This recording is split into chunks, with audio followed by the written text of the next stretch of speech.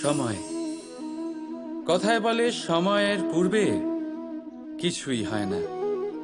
প্রতিটা ঘটনার একটা সময় থাকে। সময়ের আগে না সূর্যোদয় হয় আর না সূর্যাস্ত হয়। সময়ের পূর্বে গাছে না ফুল ফোটে না ফল ধরে। কিন্তু একটা কথা ভেবে দেখুন, যদি বর্ষা আসার আগে কৃষক ভূমিকে না প্রস্তুত করে, বীজ রোপণ না করে, তাহলে কি ফসল ফলবে? যদি কোনো যোদ্ধা যুদ্ধের পূর্বে নিজের অস্ত্রের ধার না দেয়, তাহলে সে যুদ্ধ কি করে লড়বে? এর মানে এটাই হলো যে সময় আপনার যখন আসার তখন অবশ্যই আসবে, কিন্তু ততক্ষণ এটাও গুরুত্বপূর্ণ যে আপনি নিজেকে তার জন্য তৈরি রাখুন। কারণ এই সুযোগ, এই কথাটা শুনতে যত ছোট, এটা আসেও ততটা কম সময়ের জন্য, তারপর চলেও যায়। এবার যদি সুযোগ আপনার হাতে আসে আর আপনি তার জন্য তৈরি না থাকেন, তাহলে আপনি সাফল্য কি করে পাবেন? তাই আপনি সঠিক সময়ের জন্য অপেক্ষা করুন, সেই সুযোগের জন্য অপেক্ষা করুন, কিন্তু ততক্ষণ নিজের চেষ্টার দ্বারা নিজেকে আরো সক্ষম করে তুলুন, কারণ সাফল্য আপনার জন্য অপেক্ষা করছে।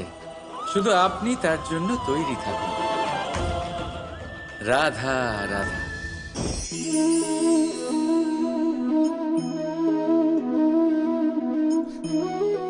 এই জল দেখতে পাচ্ছেন আপনি? এটা ঘোলা জল, এতে ময়লা মিশে আছে। কিন্তু যদি আপনি এটা কিছুক্ষণ এমনি ফেলে রাখেন, তাহলে দেখবেন এই ময়লা আপনা থেকেই নিচে থিতিয়ে পড়বে। কিন্তু এই পাত্রটা নাড়াতে থাকলে এমনটা হবে না।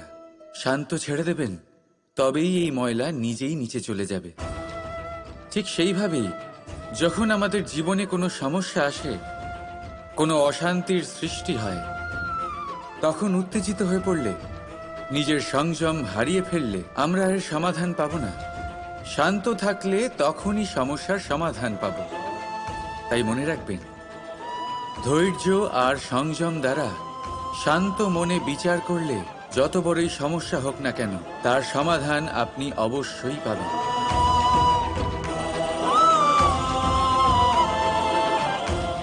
কারণ অশান্তির সমাধান শুধুমাত্র শান্তি। রাধা রাধা। কথা মানুষের পাওয়া সবচেয়ে অদ্ভুত উপহার। এই কথাই মানুষকে এই সংসারের সমস্ত প্রাণীর থেকে ভিন্ন করে তোলে,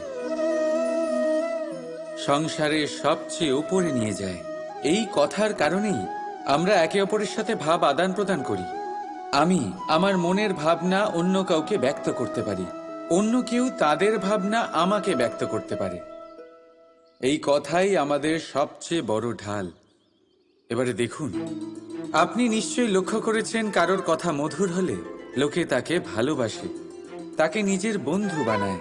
সেইভাবেই যদি কারোর কথা কঠোর হয়, তাহলে লোকে তাকে ঘৃণা করে, তাকে নিজের শত্রু মনে করে। এই কথাই ভাষা হয়ে আমাদের ইতিহাস রচনা করে। তবে আমরা কি সত্যি বাণীর বিষয়ে অতটাই ভাবি যতটা আমাদের ভাবা উচিত? ভেবে দেখুন, মানুষের কথা বলতে শিখতে কত সময় লাগে। কোনো বালক 1.5 বছর বয়সে কথা বলতে শেখে, কেউ 2 বছরে, কেউ 3। এবার দেখুন, মানুষ 1.5 বছর বয়সে কথা বলতে শিখে গেলেও তার কি বলা উচিত এটা সারা জীবনেও শিখতে পারে না। এর উপরে মনোনিবেশ করুন, এটা বোঝবার চেষ্টা করুন কি বলা উচিত।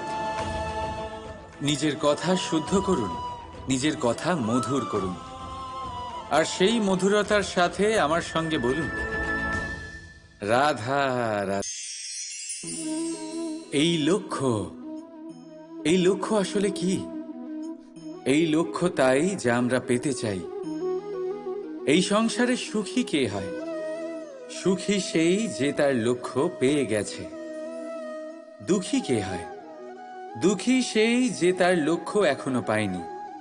এবারে প্রশ্ন এখন এটাই যে লক্ষ্য সবাই পেতে চায়, লক্ষ্য পাওয়ার জন্য সবাই প্রাণপণ চেষ্টাও করে, তাহলে সবাই তাদের লক্ষ্যে পৌঁছতে পারে না কেন?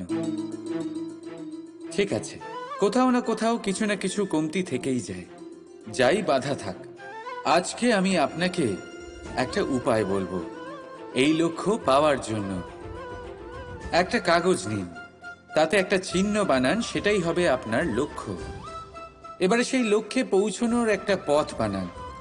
এবারে এই যাত্রাকে ভিন্ন ভিন্ন ভাগে বিভাজন করে দিন। এবারে এটা হলো আপনার পরিকল্পনা। এবার এই পরিকল্পনা ক্রমানুসারে আপনি পালন করতে থাকুন, এটাই হবে আপনার চেষ্টা।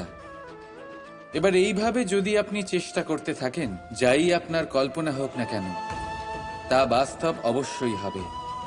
তাহলে এই কল্পনাকে বাস্তবে রূপান্তরিত করুন, এইভাবেই নিজের পরিকল্পনা পালন করতে থাকুন। আপনার যাই কল্পনা থাকুক বা যাই লক্ষ্য থাকুক, তা বাস্তবে পরিণত হয়ে আপনার হাতে অবশ্যই আসবে। রাধা রাধা।